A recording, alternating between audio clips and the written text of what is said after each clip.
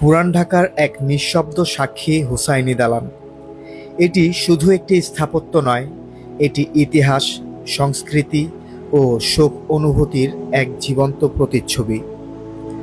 বিশেষ করে মহরম মাস এলেই এই স্থাপনাটি পরিণত হয় এক গভীর আবেগ ও ধর্মীয় আচার অনুষ্ঠানের কেন্দ্রবিন্দুতে। মহরম মাসে ১০ই মুহররম আশুরার দিন হুসনি দালান হয়ে ওঠে ঢাকার ধর্মীয় আবেগের এক প্রাণকেন্দ্র। এখান থেকে শুরু হয় তাজিয়া মিছিল, দেখা যায় হাজারো হাজারো মানুষের শোক। তাজিয়া মিছিল, দুলদুল ঘোড়া, ধ্বনির বাদ্যযন্ত্র ও শোক মিছিল এক ভিন্ন অনুভূতির সৃষ্টি করে।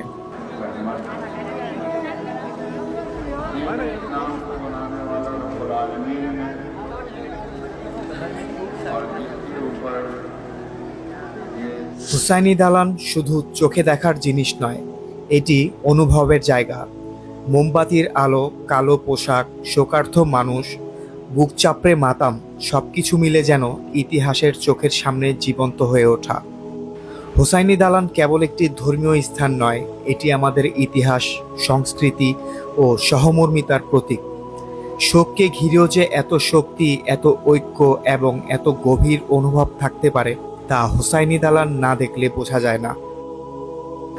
আজকের এই ভিডিওটি যদি আপনাদের কাছে ভালো লেগে থাকে তাহলে লাইক, কমেন্ট আর শেয়ার করতে ভুলবেন না। আপনাদের একটা লাইক, কমেন্ট ও শেয়ারে আমি পরবর্তী ভিডিও বানাতে উৎসাহিত হই। দেখা হবে পরবর্তী কোনো ভিডিওতে। এতক্ষণ যাবৎ পাশে থাকার জন্য ধন্যবাদ।